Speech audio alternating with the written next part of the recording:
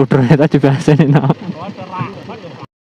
டேய் வர வர உங்க வேடெல்லாம் ரொம்ப பேடா இருக்குடா.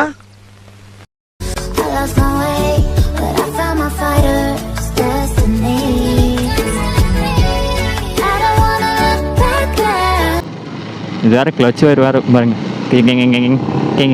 ஆடுது.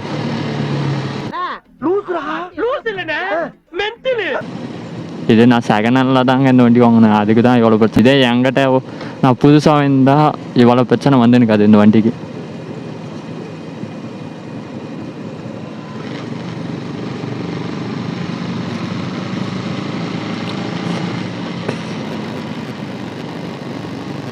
ஆமாம், நான் வந்தேன் ரிட்டர்ன் போகிற வரைக்கும் கேமராவில் சார்ஜ் இருக்குமா,